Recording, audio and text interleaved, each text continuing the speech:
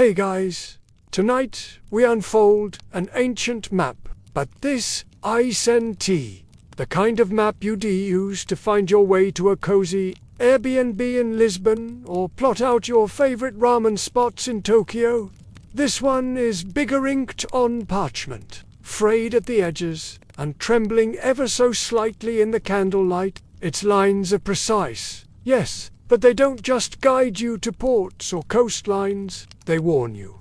At the edges of this map, near places that once bore the haunting name Terra Incognita, the unknown lands you see monsters, and not just one or two decorative. We're talking huge-mouthed fish, swallowing ships whole, tentacled giants, wrapping around masts, and dragon-like creatures that would make even Godzilla think twice before taking a swim. You probably won't survive this journey, because, let's be real, if you were a 16th century sailor staring at one of these maps, you might have thrown yourself overboard before anything bit you. So, before you get comfortable, take a moment to like the video and subscribe, but only if you genuinely enjoy what I do here. And let me know in the comments, what city are you in?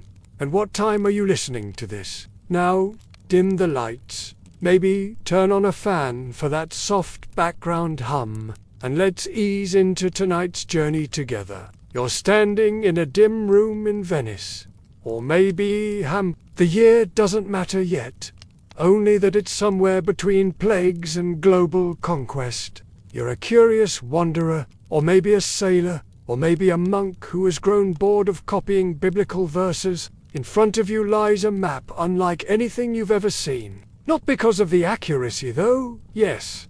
Some of the coastlines look impressively sharp, but because of the creatures.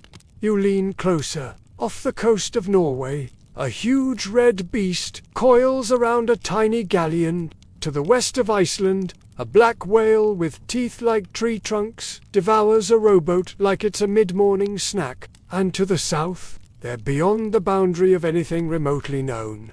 A long-necked sea serpent rises from the foam, eyes glinting with a kind of malevolent intelligence. And the wildest part, nobody's joking. This isn't a fantasy novel or some medieval comic strip. This was actual navigation, data the kind given to real people, heading out on real ships, with real hopes of returning home. You're not looking at fantasy. You're looking at reality, as understood by people who lived before Google Earth and sonar and edutainment. Back then, oceans weren't just empty space between landmasses. They were chaos incarnate. They were unsolved riddles, stories waiting to swallow you whole. And if the land was divided between kingdoms and faiths, the sea belonged to no one. Everyone feared it. This is why, from the 13th to the 16th century especially, maps weren't just about where things were. They were about what might be. And the phrase "here be monsters," that wasn't a punchline, was a survival guide. Cartographers were often scholars, priests, or astronomers. They weren't interested in just drawing coastlines. They were trying to warn people, to say, go here and you may never come back. Imagine you're on a ship, rocking violently against waves, taller than your house. The wind is screaming. The wood beneath your feet groans like it's haunted. And you remember the map, not because it told you where the next harbor was, but because somewhere near this stretch of water, it drew a massive octopus-like creature, rising from the deep like it had unfinished business. Suddenly, every wave starts to feel personal. Every splash sounds like breathing. Every shadow, a tentacle. That's the power of a monster map. And perhaps, in a strange way, it was more useful than the maps we have today, because it told the truth not in the geographic sense, but in the emotional one. It captured how people felt about the sea. Terrified, awed, helpless. Let's not forget, many of the early explorers sailing these vast waters had never seen the open ocean before. They were traveling in wooden ships, held together with nails, rope, and the occasional prayer. There were no life jackets, no distress signals, just your crew, your sails, and your belief that the edge of the world wasn't waiting to eat you alive. Sea monsters were the embodiment of that dread. They didn't just live in the water. They lived in the space between what you knew and what you feared. And if that sounds a bit poetic, well, blame the map makers. They were artists as much as geographers. They added flourishes, not just to entertain, but to remind you that mystery was real and deadly. One early atlas from the 1400s contains the following delightful note. In this sea, there are many great and monstrous fish. That's it. No elaboration. Just the medieval version of good luck, buddy. And over in England, a sailor once claimed he'd seen a fish with 4 eyes and a human if we're being honest, probably came from his crewmate getting a splinter. But hey, folklore needs no fact-checker. Historians still argue whether these maps were genuinely believed, or more of a visual exaggeration or sort of medieval clickbait. But what's certain is that people took them seriously enough to copy them, reprint them, and base entire sea routes on their warnings. And these weren't isolated cases. Monsters appeared on maps from Portugal to Persia. They crawled across parchment in every known sea, hiding near whirlpools, riptides, and fog-heavy straits. In other words, where there was danger, there was a beast. 1 part safety warning, 1 part sermon, 1 part dramatic flair. So here you are, gently gliding your finger across a map that's half travelogue, half nightmare. You pause near the Arctic, where the ink grows darker and the beasts grow stranger. What were these creatures? Really? Exaggerated whales? Misinterpreted squid? Too much mead? We'll get to all that. But for now, the paper crinkles softly under your hand. The creatures stare back, and the edge of the known world is just a breath away. You press your hand more firmly onto the parchment, as if to anchor yourself against the pull of the sea. Your eyes trace the curves and inky shadows of those monsters, some coiled like snakes, others fanged and snarling like wolves, all rippling across the page like waves themselves. But who drew these creatures? Who had the gall or the gallows humor to turn maps into horror novels? Well, that would be the medieval cartographers. And, friend, they were something else. You read in the company of men who treated ink as spellcraft and compass roses as sacred symbols. They weren't just surveyors of land, they were part scientist, part scribe, and occasionally full-blown drama queen. Their job wasn't to give you a clean road trip itinerary, it was to map the known world while staring directly into the unknown, and then daring to doodle it. Medieval maps weren't based on careful satellite readings, or even reliable first-hand voice. Often they were patchworks of rumors, legends, sailors, gossip, and the occasional "I swear I saw this thing eat a boat." And when you're trying to fill in the awkward blank parts of your map, well, why not toss in a demon fish, or a crocodile with antlers, or an island-sized turtle that occasionally naps on the surface long enough to get mistaken for actual land? It made sense. Sort of. If you couldn't confirm what was out there, you might as well warn people, or impress them. Because, here's the thing, cartographers were not above a little flair. Sometimes, the monsters weren't warnings, they were performance art. Think about it. You're a map maker in Venice. In 1490, you've just completed a map the size of a dining table, and you've got one empty corner, an annoying smudge of uncharted sea. You could leave it blank, or you could sketch a sea lion with the wings of a bat and the face of your ex-boss. Guess which one gets more attention? There's also something practical at play here. You see, maps were expensive to make, commissioned by nobles, merchants, or kings. They weren't just for navigation. They were status symbols. A beautifully illustrated map, complete with beasts and legends, made you look sophisticated, worldly, well-informed.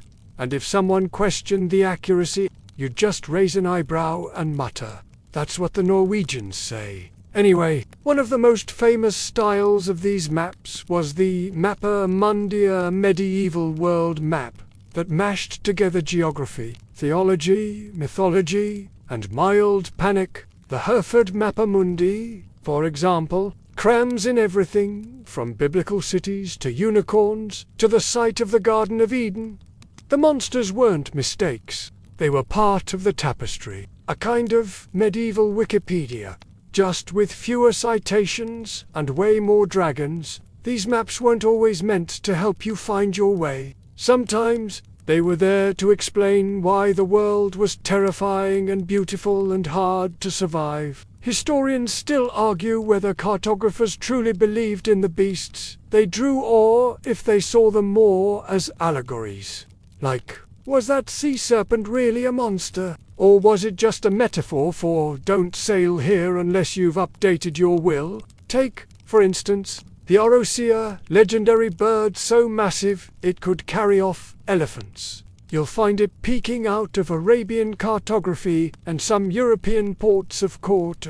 Now, was this based on sightings of large eagles or exaggerated tales of faroflans? Or was it just an ancient way of saying, nature is bonkers? Or better yet, don't mess with Zanzibar. There's even some belief that cartographers sometimes added monsters deliberately as they didn't have information for a particular area, so rather than leave it blank, they'd fill it with a beast until real data arrived, a kind of medieval sticky note that said, check back later. Something scary might live here. And then there were the Portoline charts leak. Sailor-oriented maps used from the 13th century onward. They were more practical, with detailed coastlines and compass lines radiating from central points like such. These rarely featured monsters, because if you're a captain navigating a storm with half your crew seasick and the other half trying to mutiny, you probably don't need a giant squid drawn in the margin to remind you life is hard. Still, even the Portolan charts sometimes whispered of danger. A Latin inscription here, a vague sketch there, a cautionary phrase in the margin that translated to something like, ships have vanished. No one knows why. The implication? Maybe monsters? Maybe worse. Sometimes truth really did slip in under the tentacles. There were maps that warned of real hazards, icebergs, whirlpools, sandbanks. But what's the difference? Really, if your ship gets destroyed, does it matter whether it was by a kraken or a rogue wave?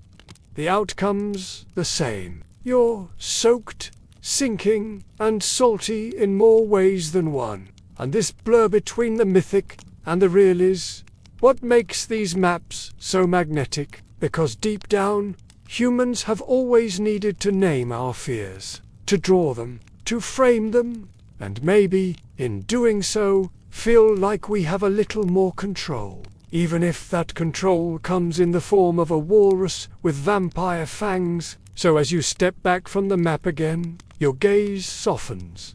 You're not just looking at monsters, you're looking at memory, at old-world anxiety dressed in scales and sea foam, at the ancient human instinct to say, I don't understand this, so I'll give it a name, a shape, a warning, and then, somehow, sail into it anyway.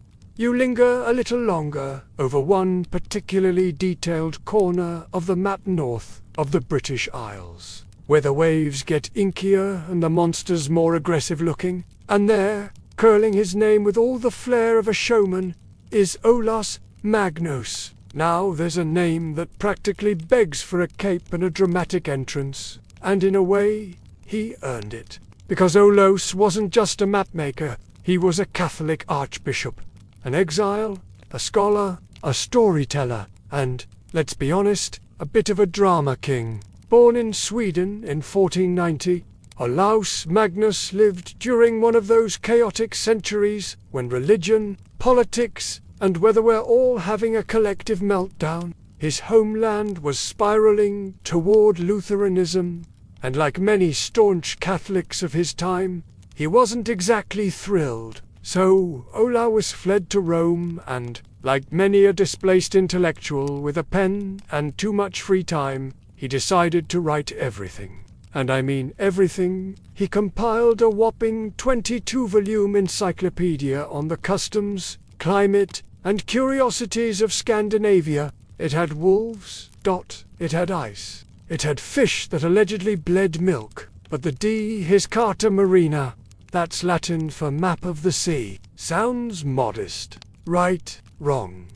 It was huge, nearly 5 feet wide, filled with over 100 labeled locations, dozens of intricate illustrations, and enough sea monsters to populate a low-budget horror franchise. And every one of those monsters had a story. There was the Prista, a kind of giant whale with twin blowholes that shot water so violently it could capsize a ship. There was a sea cow that looked suspiciously like a fusion of manatee and mood swing. And then there was the Zip, also called the swordfish of death, a black-eyed terror with a beak sharp enough to rip through hulls and souls alike. Now, Olaus didn't draw these creatures randomly. Each one was placed near waters where sailors had allegedly encountered them. And yes, you could argue this was all hearsay. The maritime equivalent of my cousin's friend once saw Bigfoot. But to Olaus, these were witness accounts. He gathered tales from fishermen, traders,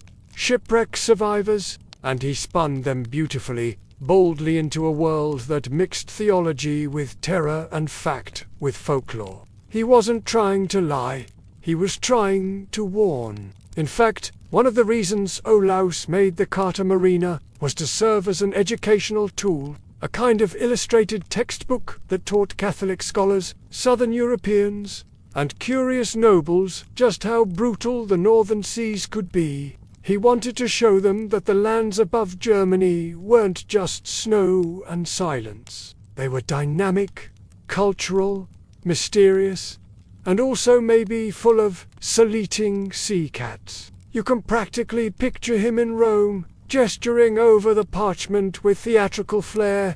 There, off the coast of Greenland, that's where the half-goofer lurks too big to be seen in full, like a living island. And his audience, priests, merchants, ambassadors, would lean in, equally horrified and fascinated. Because let's be honest, once someone tells you there's a whale that looks like a floating continent and can swallow your ship whole just by yawning, you're going to remember that. Historians still debate how much Olaus believed in these monsters himself. Was he merely collecting sailor stories and documenting them as curiosities? Or did he think the northern seas genuinely swarmed with abominations that God must be made on a Monday morning? Maybe a little of both. What's certain is that he loved the spectacle of it. His monsters weren't just sketches, they were performances. Each one posed mid-attack, or mid-swim, or mid-glare, like they knew you'd be looking centuries later, and they all seem intentional. He gives some a kind of nobility, others a grotesque comedy, and more than a few look like they're thinking, I dare you to come find me. It's worth noting, too, that the Carta Marina is impressively accurate at least for the time. Coastlines are surprisingly well rendered. Trade cities are labeled with care. It even includes Lapland, which most southern Europeans still thought was a fairy tale. Olaus blended hard geography with the soft whispers of sailor lore. He wasn't creating fantasy. He was cataloguing belief. And back then, that was often more powerful than truth. Because belief could get you across oceans, or send you to your watery grave. The monsters were simply the punctuation, a deep-sea exclamation mark on the sentence. You don't know what's out there. And the Carta Marina, it's one of the few surviving documents from that era where the monsters and the map coexist in perfect balance, not as childish doodles shoved into corners, but as central players in the cartographic drama. Even today, scholars study it, artists replicate it, and curious minds like yours get caught staring into the eyes of a horned narwhal that probably never existed, but still feels real enough to haunt your dreams. Because that's the strange beauty of Olaus Magnus. He didn't just draw a map. He drew a worldview, one where every ripple held mystery, every voyage flirted with doom, and every inch of ocean demanded both reverence and fear. So, as your gaze travels from the coasts of Sweden down to the dark depths around the Faroe Islands, you're not just looking at history, you're peeking through the eyes of a man who believed or wanted you to believe that monsters weren't just metaphor. They were direction, a living compass for the brave, or the doomed. You let your eyes drift across the icy waters of the northern Atlanticorn. The map of courseware. Olaus Magnus had gone all out with his beastly up here, off the coasts of Norway, Iceland, and Greenland. The sea seems almost alive with creatures. It's not blank water. It's a battleground. Ships are being bitten in half. Men are fleeing toward lifeboats that don't stand a chance. One monster has a dorsal fin shaped like a church steeple. Another seems to be laughing, which is objectively unfair. These waters, the North Sea, the Norwegian Sea, and parts of the Arctic are the undisputed champions of medieval maritime nightmares.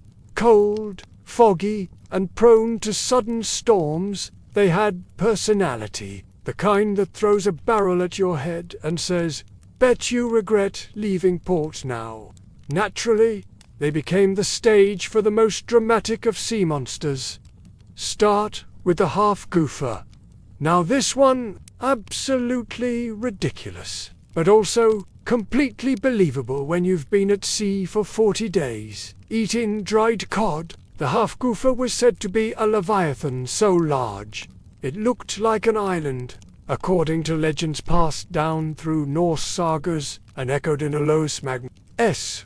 Writing sailors would mistake the creature's nostrils for two rocks jutting out of the ocean. They'd anchor between them to cook dinner. Bad move.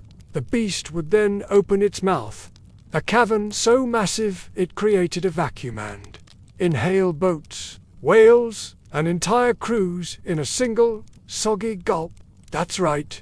You didn't get swallowed whole, you got suctioned in. Some scholars think this myth may have stemmed from sightings of giant squids or natural whirlpools, or possibly the crushing psychological effects of near-endless darkness and saltwater stew. But no matter what it was based on, the half-goofer stuck. It reappears in records from different centuries, and cultures always massive, always hungry, and always misunderstood. Historians still argue whether the half-goofer is just a mistranslation of the kraken, a metaphor for natural disaster, or something else entirely. What's clear is this: people kept seeing it, even when they didn't really want to. Then there's the sea bishop, a creature supposedly caught off the coast of Poland and brought to the king. It looked, how do we put this gently, like a fish that had attended seminary school, with scales like robes, a crest like a mitre hat,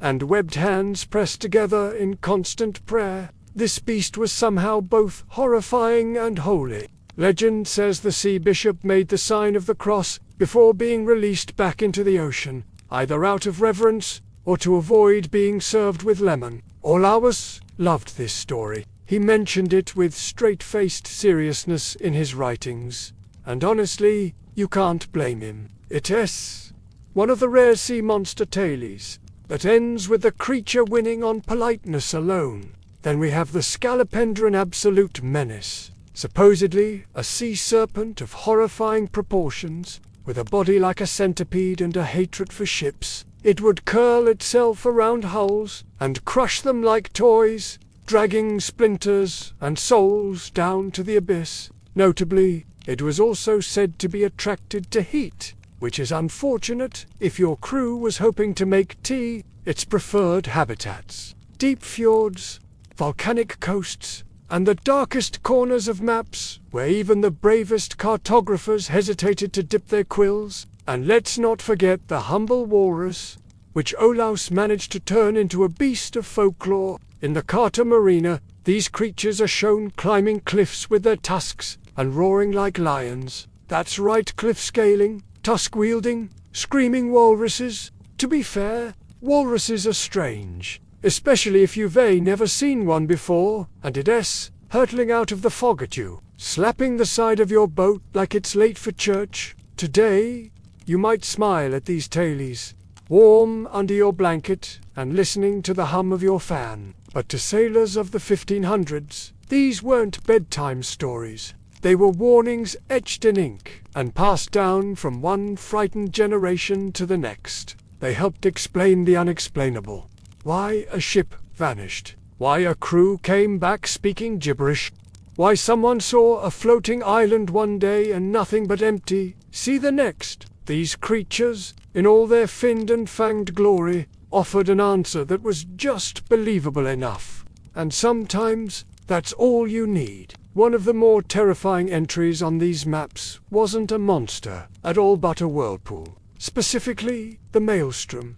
This wasn't fictional. It was a real tidal phenomenon off the coast of Norway, powerful, loud, and absolutely capable of tearing a ship to bits. Early maps drew it as a gaping mouth in the sea, ringed with circular lines like some kind of watery spiral of doom. Many sailors believed the maelstrom was a liver monster disguised as an ocean. And considering how often it swallowed passing ships, they had a point. It didn't need teeth. It had gravity. Over time, as stories layered on top of each other, even real creatures got elevated into mythical status. A part of Wales, that's clearly a beast with 50 eyes. An oarfish breaking the surface during a lightning storm. Obviously a harbinger of doom. A seal barking from the rocks. Okay, maybe it's just a seal, but maybe it's a demon in disguise, trying to lure you onto the rocks with fishy lullabies. It was all part of the mood. The North Sea wasn't just dangerous, it was enchanted. Alois Magnus wasn't trying to scare people for fun. He was trying to capture the truth as it was understood in his time. That the ocean was not yours. It was wild. It was sacred. And it was full of things that did not care whether you returned home. So, as you trace your finger from Norway to Iceland, across ink-dark water littered with scale and tusk, you feel the cold salt air, again not real, of course, but vivid enough. You can almost hear a distant roar. Maybe it's the wind, maybe it's something else. The map doesn't say, it just shows you the way, and lets your imagination fill in the scream. You drift, your focus toward the western stretches of the map now, where the sea seems quieter but only for a moment. The monsters here aren't any less dangerous, they're just deeper, more patient. They don't lunge from the waves with dramatic flair, they lurk, they wait, and sometimes they're mistaken for entire islands. This is the realm of the Kraken, probably the most famous sea monster to slither out of cartography and into pop culture. But in the 1500s, it was no tentacled movie prop. It was a real problem, or so sailors claimed. Described in various Nordic tales, the Kraken was said to dwell off the coasts of Norway and Greenland, an enormous beast, shaped like a giant squid, capable of dragging entire ships beneath the surface. But not immediately. Oh no, first, it would rise slowly, like a volcanic island, and bask near the surface, covered in seaweed and barnacles. Fishermen might even mistake it for dry land. Some would anchor on its back, set up a fire, start cooking dinner. Then, as the Kraken stirred, the land would shudder, roll, and sink, taking everything and everyone with it. There's something horrifyingly gentle about that idea. No chase, no roar, just a slow descent, and the realization far too late that you've been dining on the belly of a godless nightmare. Historians still argue whether the Kraken myth came from actual sightings of giant squid, We now know colossal squid exist up to 40 feet long, with eyes the size of dinner plates and tentacles lined with rotating hooks. That's not a cryptid. That's biology. And while the real squid likely doesn't target ships like a medieval action hero, it wouldn't have taken much just one glimpse of a massive tentacle rising from beneath the water to light a firestorm of stories in port cities. The kraken also had cousins. Other enormous cephalopods appeared in different cultural records, sometimes described as octopuses the size of mountains, or jellyfish that could block out the sun. You know, regular Tuesday stuff. And they all had something in common: the ability to turn the sea itself into a threat. Forget sharks. Forget whether these monsters made the water your enemy. And they weren't just visualized on maps, they were written about in seafarers' journals, discussed in royal courts, and whispered about in taverns. Some sailors believed the kraken could control the currents. Others thought it released ink clouds so thick they could poison fish for miles. Which, to be fair, sounds like a cross between marine biology and medieval fan fiction, but again, you weren't there. You didn't smell the air.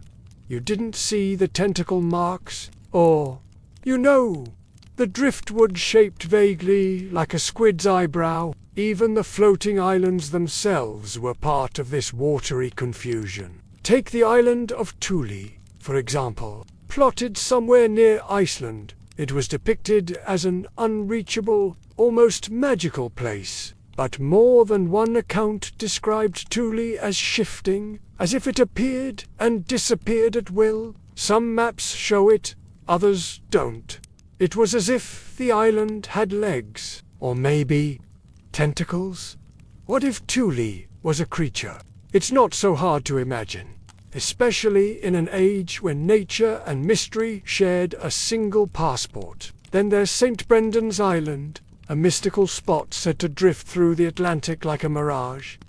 Several voyagers were launched to find it. None succeeded. Some said it vanished when you approached. Others whispered it was alive, an enormous animal pretending to be land, content to be a myth unless disturbed. The blur between sea monster and geography was not accidental. It was part of how people tried to categorize the unknown. If you couldn't understand something, you named it, mapped it, assigned it behaviors, and gave it just enough familiarity to make it feel real, but not enough to make it safe. Take the account of a 16th century fisherman near the Faroe Islands, who described a creature as a moving reef, with eyes like lanterns. That's not just a hallucination.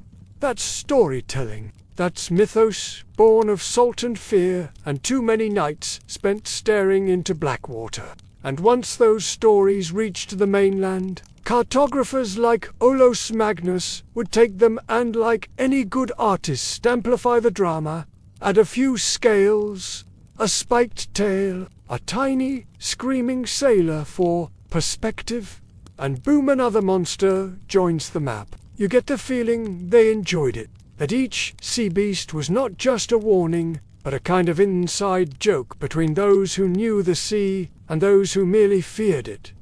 See this, the map seems to whisper. That's where a merchant swore he saw a shadow under his boat. He lived just long enough to scream. But even amidst all this terror, the monsters served a strange, almost noble purpose. They made the ocean narratable. They turned chaos into story. They gave sailors something to blame when things went wrong. And in a world with no weather forecasts, no reliable maps, and zero guarantees of a safe return, blame can be very comforting.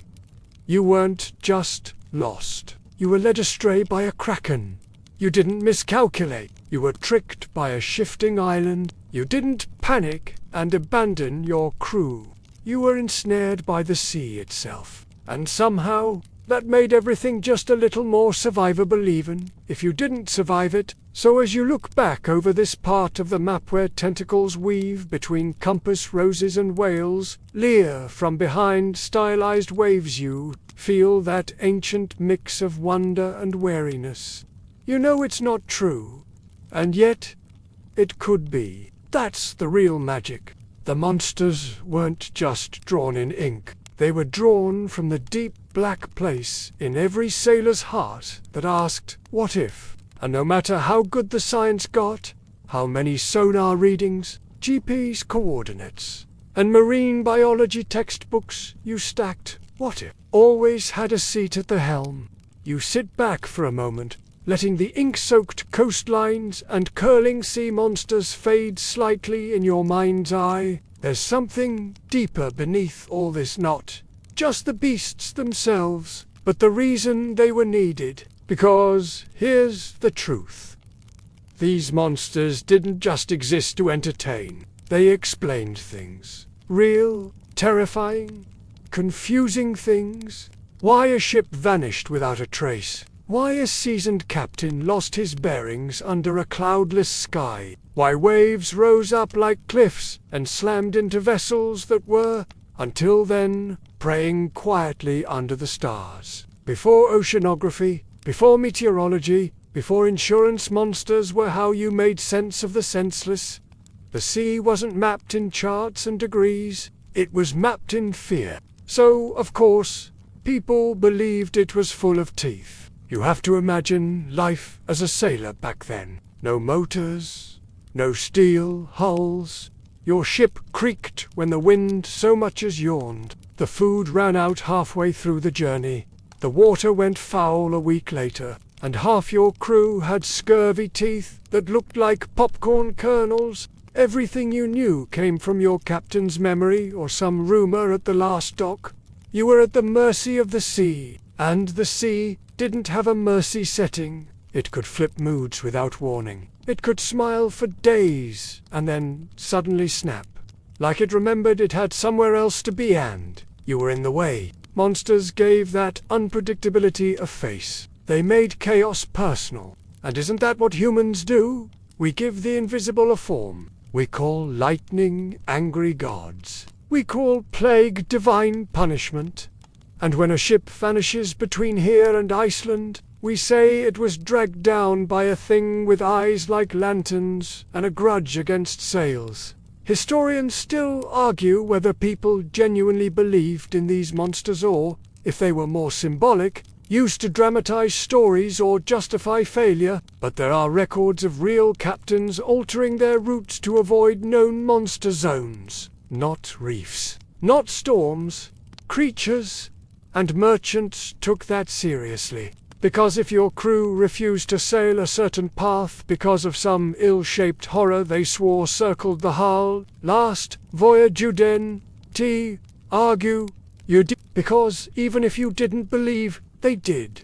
Belief was stronger than a compass. In some cases, it was stronger than a king, but these monsters also served another function, one that might surprise you. They helped sailors bond. Think of it. You're on a creaking ship for weeks, with nothing but sea, sky, and that one guy who snores like he swallowed a goat. You need stories. You crave them. And sea monsters, they're perfect. Terrifying enough to hold attention. Unprovable enough to keep the arguments going. Flexible enough to evolve with each telling. One night, the creature had 2 heads. Next week, it has 6. By the time you get back to port, it's become a floating castle with claws. And just like that, you've added to the map not in ink, but in memory, because maps weren't just made by cartographers, they were made by mouths. Passed from ship to ship, port to port, father to son. It wasn't just about geography. It was about who told the story last. That's how certain monsters grew. Not because they were seen more, but because they were told more. Take the Asperdocolona creature that looked like an island and exhaled smoke. Yes, it overlaps with our old friend the Kraken, but it had its own flair. Some said it sang to sailors, luring them close. Others claimed it faked the sound of crashing waves to seem more land-like. One account even suggests it released a sweet-smelling gas to make people relax on its back, and when they let down their guard, blah blah, gone. The moral: never trust a floating island that smells like vanilla. But more seriously, monsters helped make sense of patterns no one could otherwise explain, like why ships disappeared in a certain part of the sea. Today, we'd talk about magnetic anomalies, or rogue waves, or deep ocean currents. Back then, you pointed to a monstrous squid or a sea demon who liked that stretch of ocean and hated humans with a passion. Simple, clean, terrifying, effective. Even the behavior of animals contributed to these beliefs. Picture this: a pod of whales breaching on a moonless night, their backs glistening with phosphorescent plankton. If you didn't know what you were seeing, wouldn't you describe them as a beast with glowing armor rising from the deep? Or dolphins swimming under the hull, their high-pitched clicks echoing in the boards? That's not sonar to you. That's a voice, a song, a warning, or maybe a threat. So, sailormen who barely knew how to swim and often feared water more than fire turned all of it into narrative. Every splash was a clue. Every echo, a growl. Every shadow, a beast. And in turn, those tales flowed back into the world of maps. Cartographers would hear them, compare them, embellish them, and sketch them with precision and flair. And over time, it became an unspoken system. Unknown equals dangerous. Far from land equals monster zone. Foggy waters equals probably cursed. And that squiggly patch you can't quite name. Draw something with too many eyes, and let the viewer fill in the rest.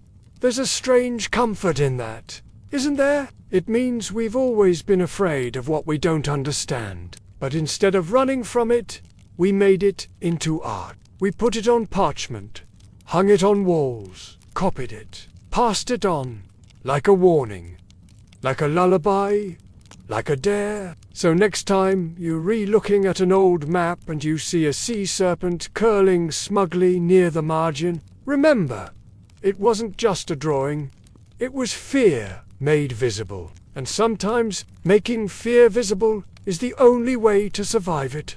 You slide your hand farther across the map now, toward unfamiliar shores, the corners of the known world in the 1500s, and it's here, where the coastlines stutter and fragment, that the monsters become weirder, stranger shapes, unfamiliar eyes. Some of them almost look like landforms, others like nothing you've ever seen before. This is the terra incognita, the great unknown. And these creatures, they're not just beasts, they're boundaries. Because in medieval cartography, monsters didn't just decorate the map. They marked its limits. Where knowledge ended, monsters began. It wasn't simply "here be dragons" for dramatic flair though. Yes, that was sometimes actually written. It was a symbolic line in the sand, or in this case, the water, and it whispered something ancient. You don't belong here yet. So, in these margins, you start seeing more hybrids, beings with the body of a lion, the tail of a fish, and the face of a very concerned man, or dogs with gills, or deer swimming in the ocean like they're running late to an underwater meeting. These aren't just the monsters of folklore, they're experiments in imagination. Cartographers working without data filled the gaps with educated guesswork and inherited nonsense, because a blank space on a map, that was dangerous. Too much room for questions, too much room for someone else's answers. So instead, they gave it form, something half real, half warning, a message. Don't go here, not yet, or maybe not ever. Historians still debate the psychological role of these monsters in the corners of maps. Were they serious, playful? Did they reflect genuine terror, or a smug sort of curiosity. It depends on the map and the cartographer. Take the Dieppe maps, created by French navigators in the 16th century. These weren't simple charts, they were lavish, full-color masterpieces, loaded with monsters near the southern oceans. In the waters off Java or Madagascar, you'd find sea serpents tangled around galleons, or creatures that looked suspiciously like tigers with fins. Why? Because Europe hadn't mapped those waters yet, and instead of leaving them blank, the mapmakers filled them with exotic life. Sometimes that meant spice roots and parrots. Other times it meant tigerfish. All part of the same effort to tame the chaos of the unknown by giving it teeth and a tail. But it wasn't always pure invention. Sometimes the creatures almost matched real animals. Take the soft. On certain maps, it's drawn with a long, serrated snout, slashing at boats. Now sawfish are real.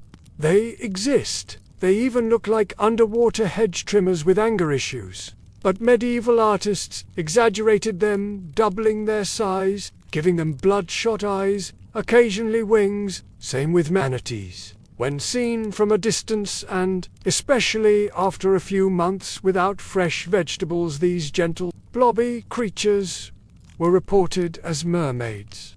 Which, to be fair, says more about the sailor's mental state than it does about manatees. Still, the image stuck. Mermaids became standard features on the edges of maps, often lounging on rocks or combing their hair while ships floundered behind them. They were alluring and dangerous, beautiful but fatal.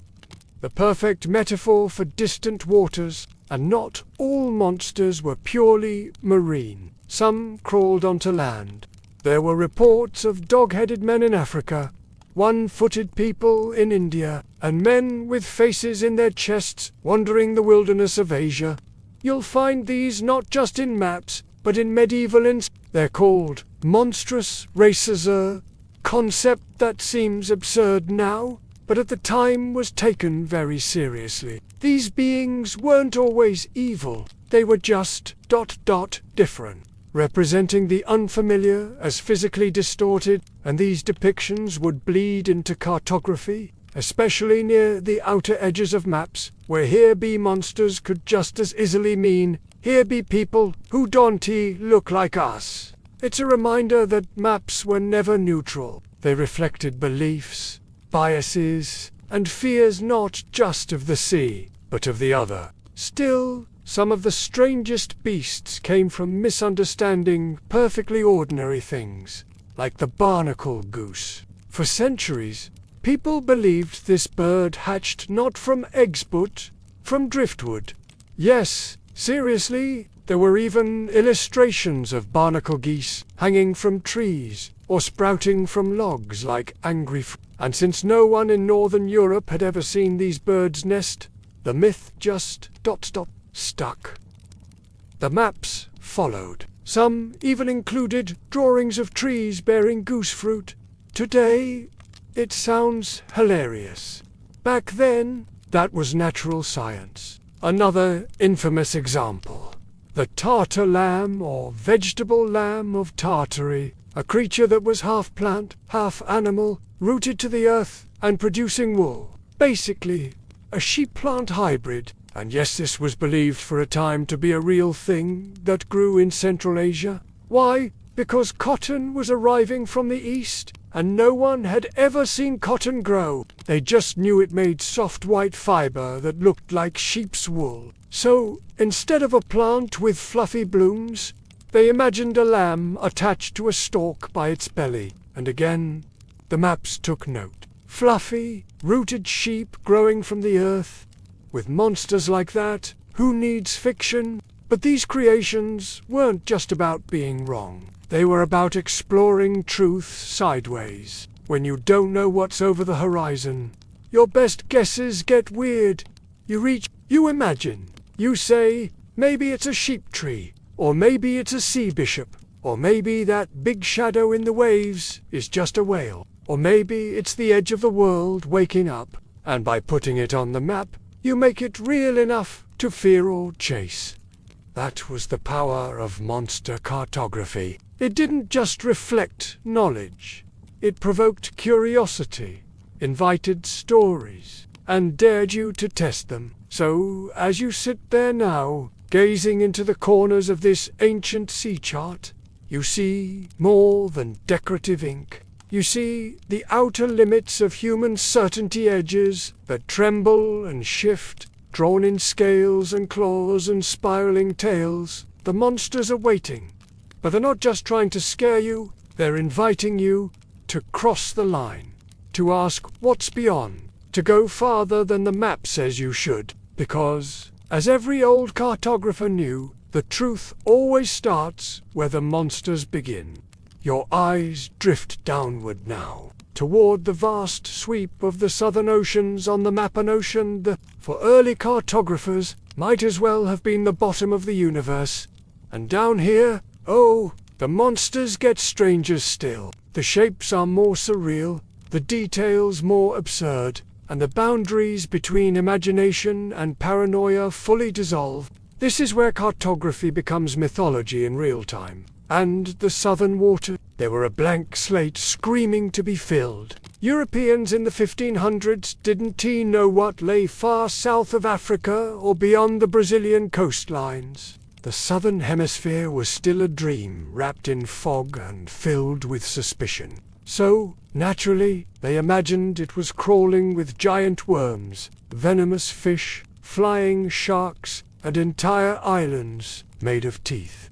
You think I'm joking? You'd be wrong. Let's start with the serpentine horrors. Some maps show writhing sea serpents so long they wrap around entire coastlines, like they're re-hugging continents. These aren't your average wriggly eels. They have manes, hooves, gaping jaws with fire inside them, and eyes like cursed gemstones.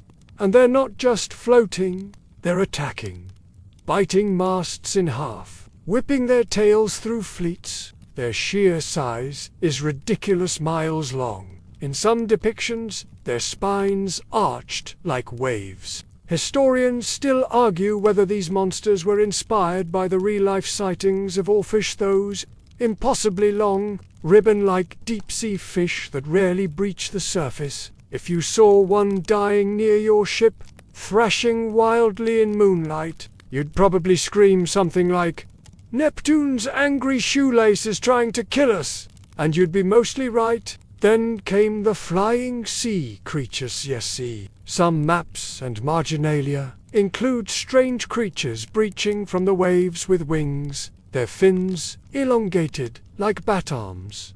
Are they fish, dragons, undead parakeets with rage issues? Nobody really clarified. But their presence implies a basic truth. If you can't describe what you saw and you terrified you, add wings, just to be safe. Now let us pause for a moment and talk about one of the strangest cartographic claims of all time. The Great Southern Continent, or Terra Australis Inc. Long before Australia was charted, European map makers were certain, absolutely certain, there had to be land in the south to balance the land in the north. Otherwise, the Earth might just wobble off its axis. No, seriously, that was the logic. So they drew an entire landmass, massive, ice-ringed, and deeply unsettling, and while they were at it, they populated it with creatures, some monstrous, some humanoid, some who lived upside down, with feet on their heads, and no visible shame. A few cartographers even sketched giants down there, towering humanoids with spears the size of masts. Their presence was meant to say, you can go down there, sure, but it won't go well. Maps from the 16th and 17th centuries often included these southern beasts as places born from a heady cocktail of myth, theology, and wishful geography, and the idea stuck. Even when Australia was discovered and didn't quite match the apocalyptic monsterscape they'd hoped for, people still imagined that the real monsters must live deeper inland, or maybe just slightly to the left, off-map, waiting. But monsters weren't always scary. Sometimes they were just weird. Take the fish on some South Atlantic maps that had human faces smiling, slightly smug expressions, like they were judging the crew's outfits, or turtles the size of barges, with trees growing from their backs and birds nesting in their mossy shells. Were these actual sightings of large sea turtles? Maybe, or maybe they were metaphors, quiet reminders that even the slowest creature could host a whole world on its back. Then there were the mirror beasts. These appeared on a handful of maps and bestiaries as creatures that reflected their surroundings, perfectly mimicking water, sky, even other animals. They weren't drawn clearly. They were implied. Flickers of camouflage where nothing should be. Some think they were inspired by octopuses or others think they were inspired by the act of not seeing something and feeling a presence anyway. You know that feeling. You're on deck. The sea is still. And suddenly, everyone's quiet. Not because something's there, but because something might be. And so you invent it. You draw it later. You give it shape. And on the next map, it gets a name. One such name that shows up in a few charts is egregious, roughly translated from Latin as the remarkable one. No one knows what it looked like, but it was often placed far south, always alone, like a punctuation mark floating in the void. It didn't attack ships, or scream, or swallow islands. It simply was a presence which, somehow, is worse. It's the deep water version of someone standing in a doorway, saying nothing, and while no known specimen of egregious has ever been found, it sits in the records like a dare. No description, no detail, just be careful. That kind of uncertainty was common in the southern oceans. Maps got sketchier, more symbolic, colors bled, borders warped, because no one really knew what was there. And so, of course, monsters moved in, because something always fills the silence. And in the 16th century, that something had claws. In the space where knowledge ended, the southern monsters stood guard. They weren't just barriers to exploration. They were tests. A trial for those arrogant enough to believe the world was knowable. You want to round the Cape of Good Hope, sure. But do you know what waits on the other side? Do you know what breathes in the fog, far from port, where even the birds don't follow? The map doesn't say. It just shows a silhouette, open mouth, too many teeth, and just enough blank space for your imagination to finish the picture. You lean in closer, tracing the compass rose near the map's edge, one of those beautifully illustrated ones, with gilded points and swirling letters that look like they belong in a cathedral more than on a seafaring chart. It's decorative, sure, but also directional, because on these maps, symbols served multiple purposes. And sometimes they weren't just for navigation. Sometimes they were secret messages. And in the world of monstrous maps, even the directions, north, south, east, west, carried their own kinds of menace. Take the winds. Many maps from the late medieval and Renaissance periods depicted the winds as faces, puffing out their cheeks like overworked angels.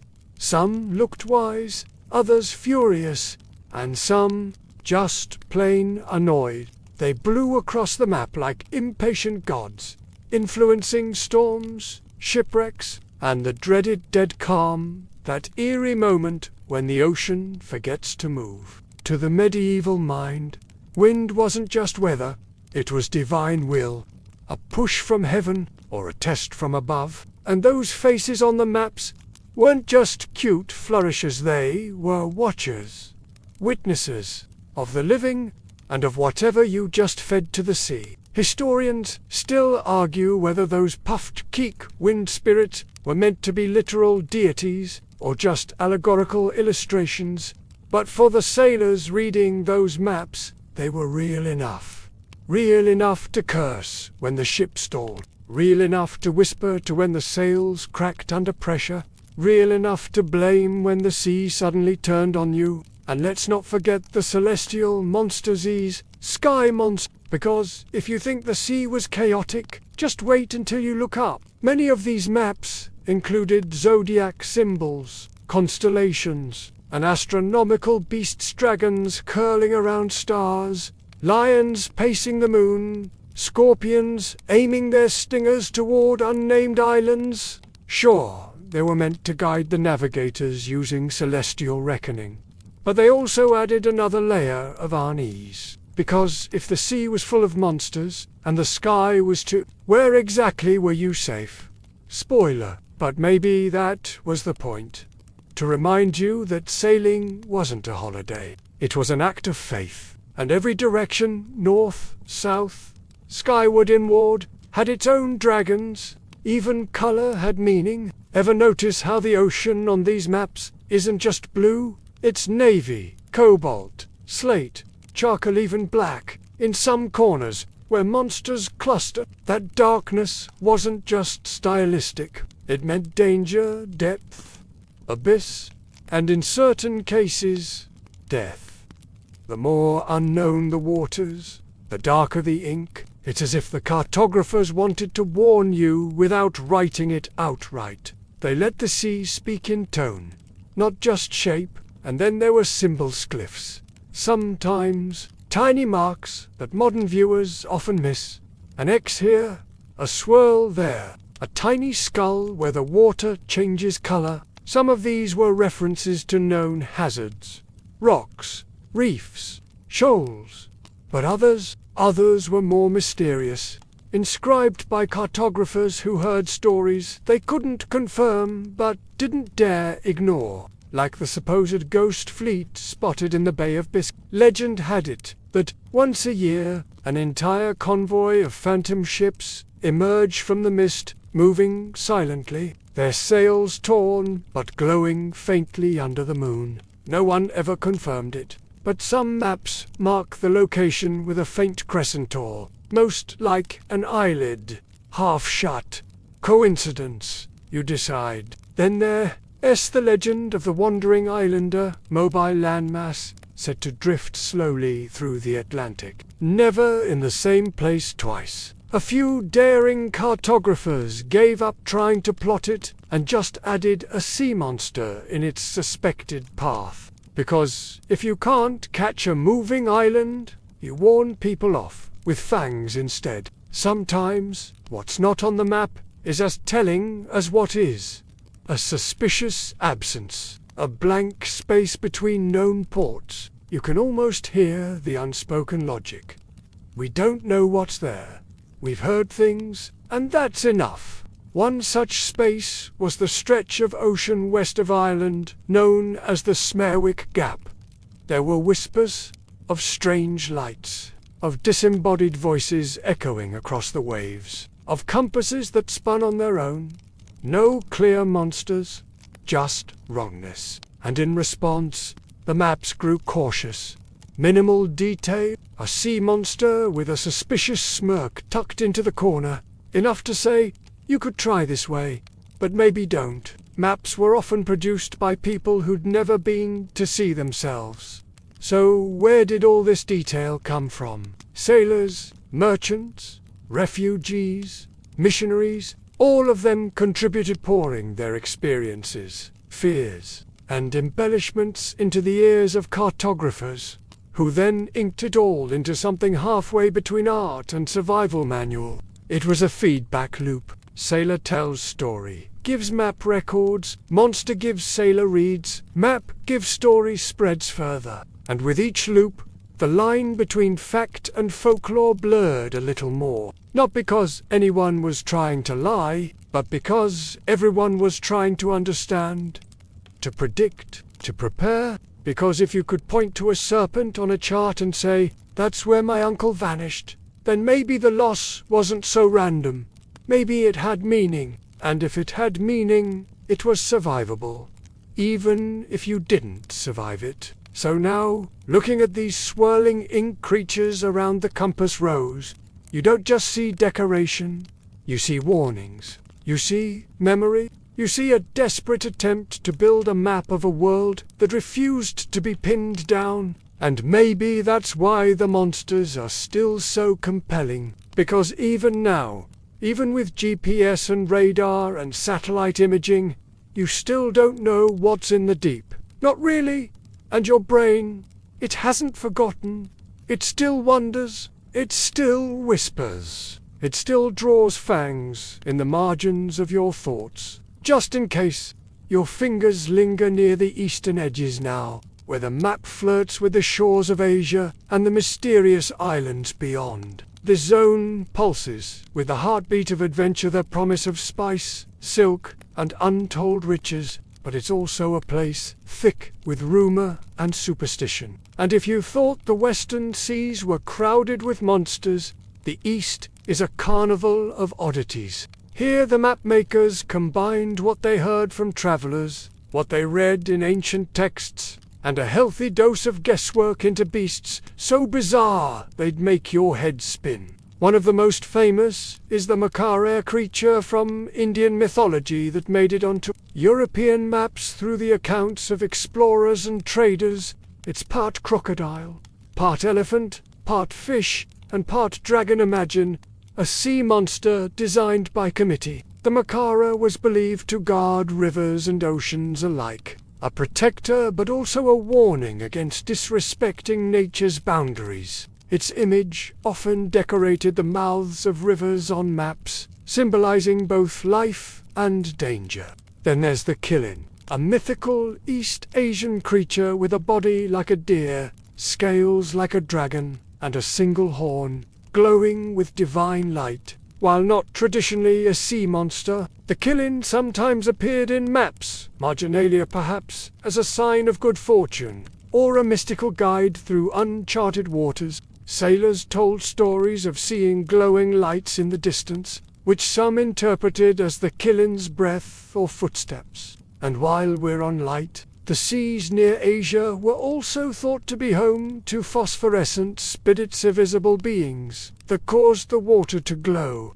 guiding ships safely or luring them to destruction, depending on their mood. Historians still debate whether these were early attempts to explain natural phenomena like bioluminescence or purely spiritual imaginings. The waters around the Spice Islands were particularly treacherous. In legend, maps show islands surrounded by sea lions the size of horses, giant crabs with pincers sharp enough to slice wood, and flying fish with wings like bats. The flying fish, for example, were real but exaggerated. Sailors reported them gliding just above waves, their wings casting shadows on decks below. Imagine trying to navigate through a swarm of them at night, with lanterns flickering and nets tangled. Some maps even depict giant turtles carrying entire islands on their backs. This echoes older cosmologies, where the world itself rested on the back of a colossal turtle.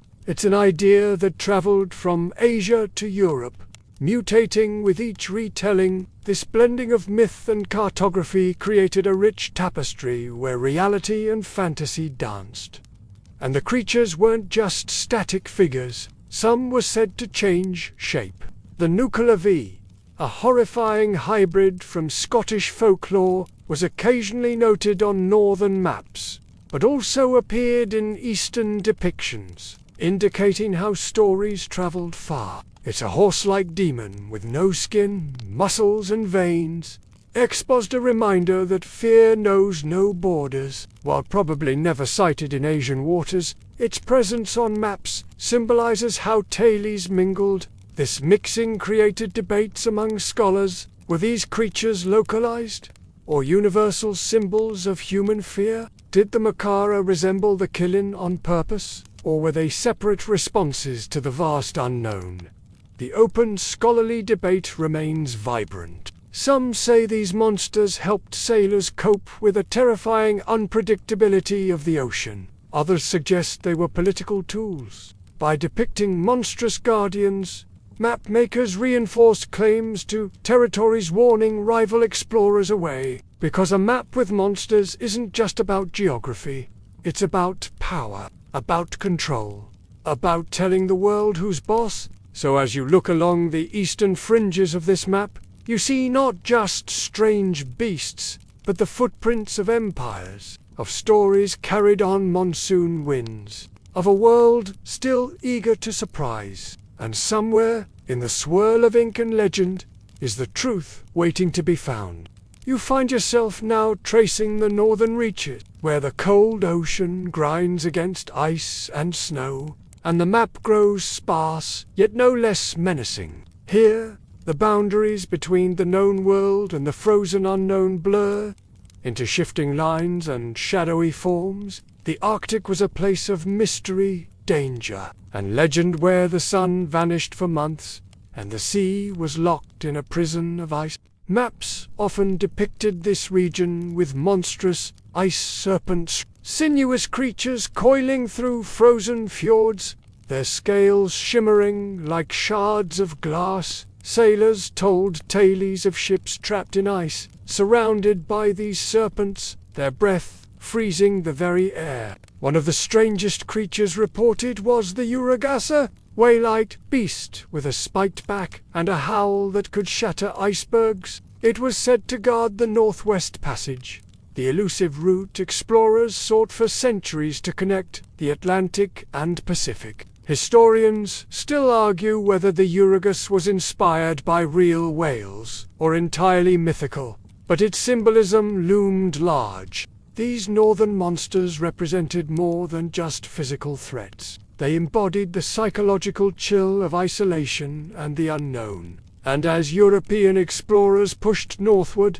they encountered indigenous legends that enriched the map's lore. The Inuit spoke of the Kalupalika humanoid sea creature, who lived beneath the ice and would snatch children who strayed too close to the shore. European maps often conflated these stories with sea monsters, creating hybrid figures that were part human, part fish, part nightmare. In some depictions, the Kalupalik was shown with slimy green skin and long, clawed fingers, a chilling figure lurking just beneath the ice floes. These legends weren't merely for scares, they were warnings. Stories designed to protect communities from the dangers of the Arctic wilderness and sea. Another popular myth was the White Lady of the Ice, a ghostly apparition said to drift on the wind, warning sailors of impending storms or guiding lost travelers to safety. Sometimes, the White Lady was conflated with the Aurora Borealis, those shimmering northern lights that dance across the polar skies, whether spectral guide or atmospheric phenomena. She added a haunting beauty to the monstrous maps of the north. And just as in the south, color played a crucial role. Frozen seas were often painted pale blue or white, but cracks in the ice were marked with red or black, signaling danger or death. Tiny skull symbols warned of shipwrecks or frozen graves. Even the compass rose here was unique, often adorned with ice crystals or frost motifs. It reminded navigators that north was not just a direction, but a test of endurance. The Arctic monsters also reflected cultural exchanges. Explorers brought back stories from indigenous peoples, blending them with their own myths. This fusion created new creatures, hybrids of lore and first-hand experience. One such creature was the Ning, a supposed humanoid figure spotted by Japanese fishermen and sailors in the 20th century, described as large, pale, with arms and legs, but no face visible. The Ningen resembles the shadowy forms lurking in the 16th century map margins. Although modern in reports, it feels like an echo of the ancient monsters that filled these icy waters. You realize, then, that the fear of the unknown, the draw of the monstrous is timeless. The Arctic, with its endless ice and shifting fog, was as much a place of imagination as geography. It was where nature and myth tangled into shapes that still haunt us. And so, on this map's northern edge, the monsters aren't just warnings, they're stories, guardians of secrets frozen beneath the ice. And if you listen closely, you might hear the faint howl of the Uragosaur, the whispered warning of the Kalupalik carried on the cold wind.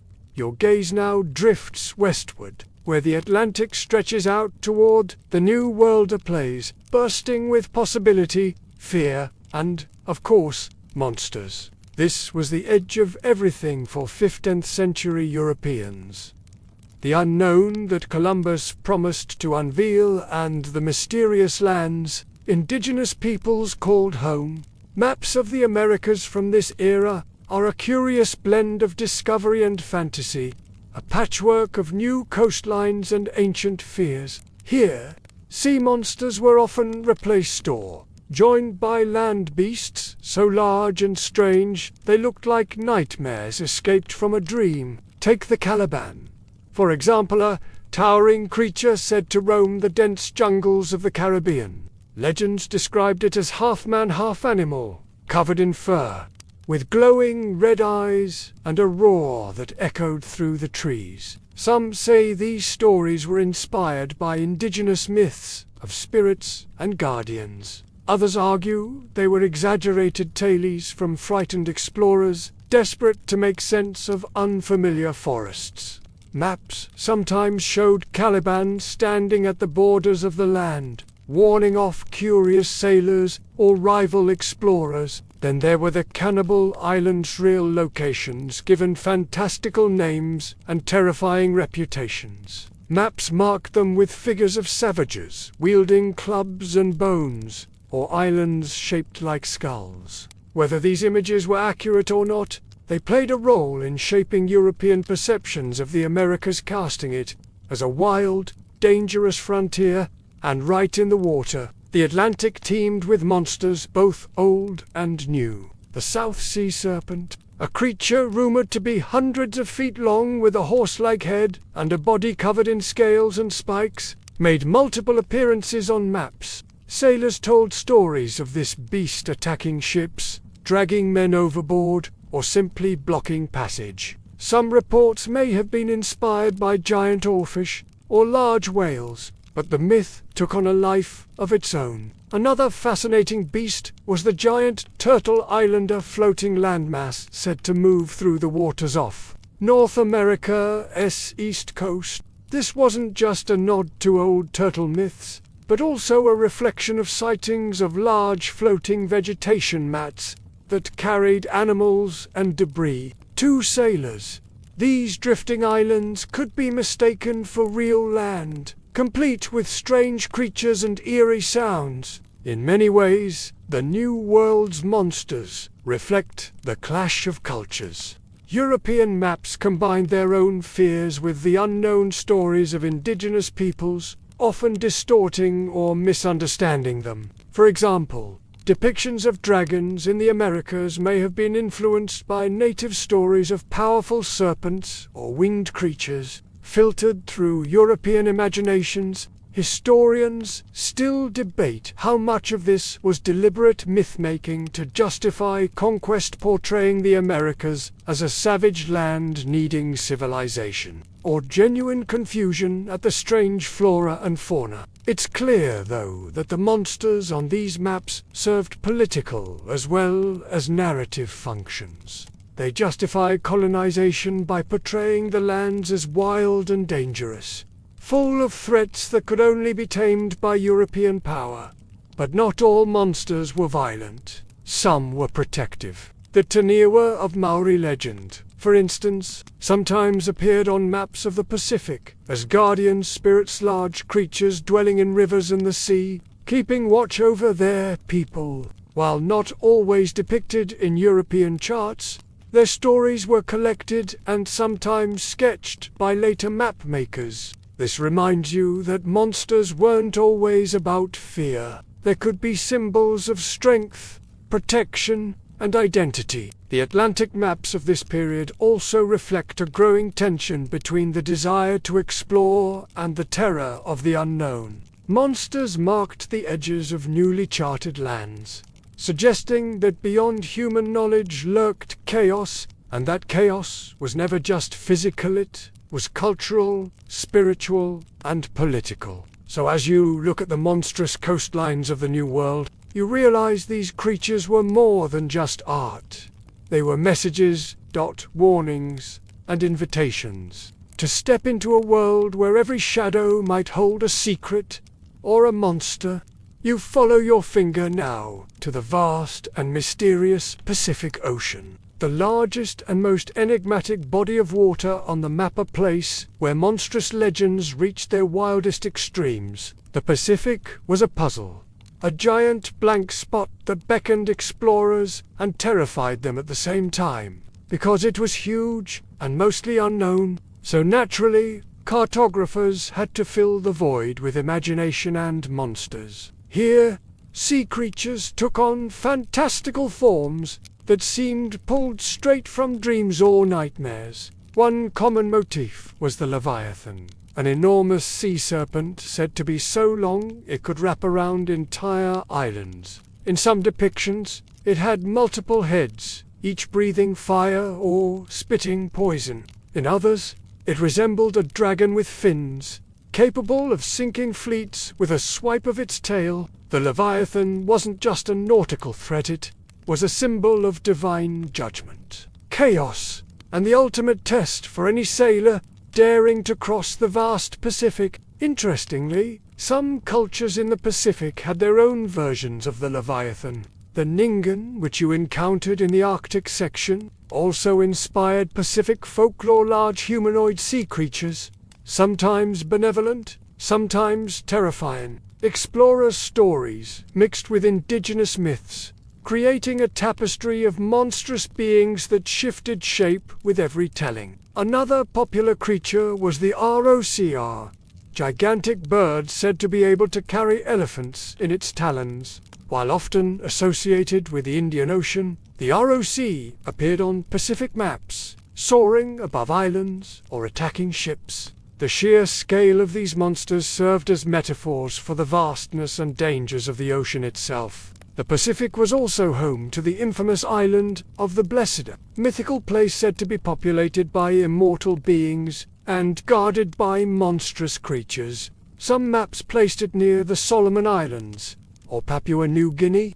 Legends described creatures with shining scales, multiple eyes, or bodies made of fire and water. These tales blended Polynesian myths of gods and spirits with European fantasy. You'll notice that in the Pacific, monsters often had dual roles. They were threats and protectors, dangerous yet revered. Like the Taniwa you encountered earlier, sometimes monsters were guardians of sacred waters, punishing those who disrespected the ocean while protecting their own people. This ambiguity makes the Pacific's monstrous cartography uniquely complex. It reflects a collision of worldviews. European fear of the unknown, clashing with indigenous respect and reverence for nature's power. The open scholarly debate centers on how these differing perspectives shaped the maps. Did European cartographers fully understand the local myths, or did they simply overlay their own fears,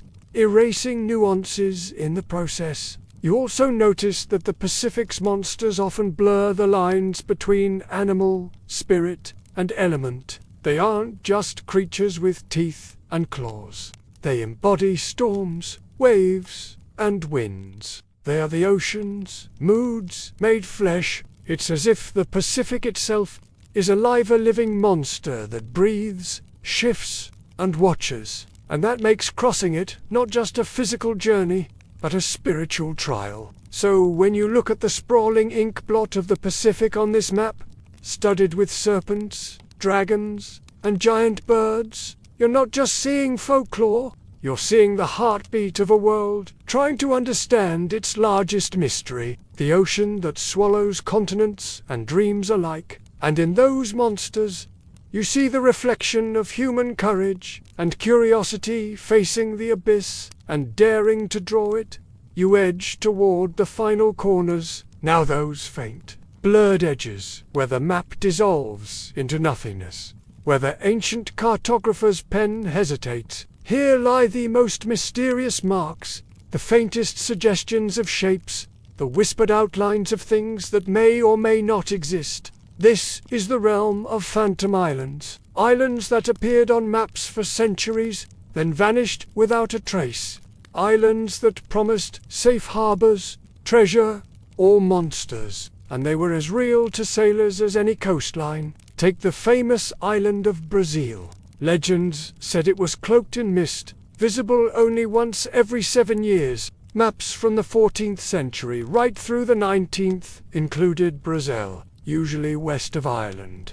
Sailors told tales of lush landscapes, strange peoples, and golden cities. And yet, no one ever landed there. No one ever found it. It was a mirage born of wishful thinking, misreported sightings, or perhaps navigational errors. Then there's Sandy Island, a phantom in the Pacific, appearing on charts as late as the 20th century before being conclusively proven non-existent. This shows how even modern maps inherited the tradition of uncertainty and myth. Some phantom islands were attributed monstrous in maps depicted giant birds nesting there, serpents coiling beneath the waves, or spirits guarding forgotten temples.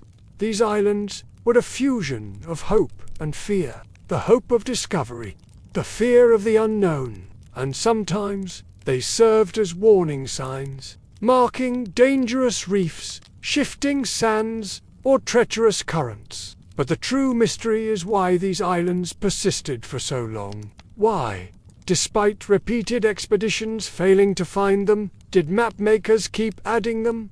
Partly, it's human nature. Once an island is known, even tentatively, it becomes part of the collective imagination.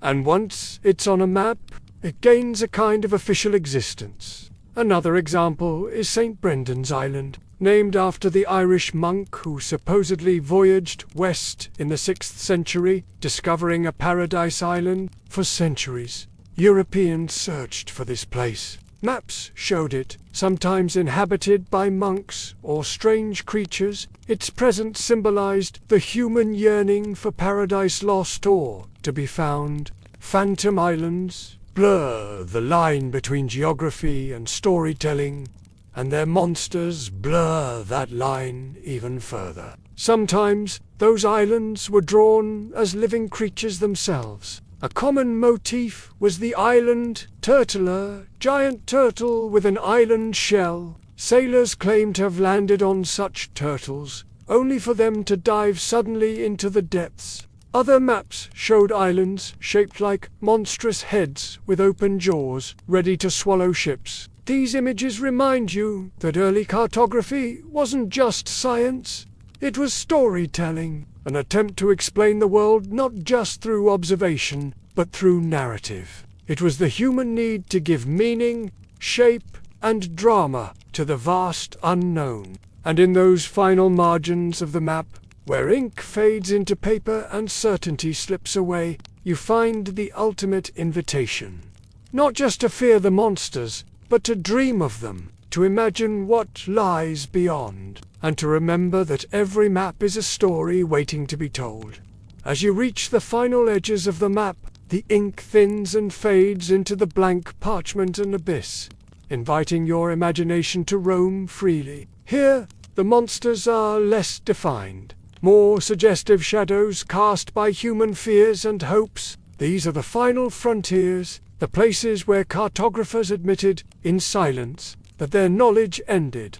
And what better way to mark an ending than with the unknown? You might remember those earlier creatures, the sea serpents, coiling like ribbons around the world, the flying fish with bat wings, the island turtle slowly disappearing beneath the waves. Here, those motifs mingle into an eerie quietness. This blank space hums with possibility and threat. The very idea of the edge of the world once terrified and thrilled sailors. Many believed that beyond the map lay a great abyss, where the sea fell off like a waterfall, or worse, where the world was inhabited by world-eaters, giant beasts so enormous they could swallow continents whole. Legends from Norse mythology whispered of the serpent Jomungandr encircling the earth, biting its own tail. Though not typically on medieval maps, This myth reflected a similar worldview, one of cyclic endings and beginnings. And as you scan the borders, you notice how the map's edge curves and swirls. It's as if the cartographer hesitated, adding fantastical waves and whirlpools that threatened to pull you in. The maelstrom's massive whirlpools were common features. Sailors swore these vortices could drag ships and souls into the abyss. Maps would illustrate these with spiraling lines, sometimes inhabited by tentacles or eyes. Historians still argue whether the legends of the maelstrom were based on real ocean currents, like Norway's Saltstraumen, or entirely myth. Either way, they warned sailors, beware the edges. This idea of boundaries is central to monstrous maps, because monsters weren't just creatures, they were symbols, boundaries between civilization and chaos, known and unknown, safety and danger, and by placing them on maps, humans tried to exert control, to say, this is where our world ends, and that is where the other begins. But perhaps the most haunting monsters are those that aren't drawn. The silent spaces, the unknown quantities, the questions without answers. Because those are the monsters that still haunt us today. Not dragons or sea serpents, but uncertainty itself, the wild, endless curiosity that pushes us forward beyond maps, beyond boundaries, beyond fear. And as you set the map aside, the monsters don't disappear. They linger in your thoughts, in the hum of the fan, in the darkness behind your eyelids, a reminder that every journey is also a story, and every story needs a monster. So tonight, as you drift toward sleep, remember the map's final lesson. The world is vast. It is strange. It is filled with wonders and terrors that no map can ever fully capture, and that's okay, because sometimes the best stories are found in the spaces between the ink, between the monsters, between the known and the unknown. Now, as you close your eyes and let the darkness take you, know that the map and its monsters will be here, waiting to guide you, waiting to challenge you, waiting to remind you that the greatest adventures begin at the edge of what you think you know.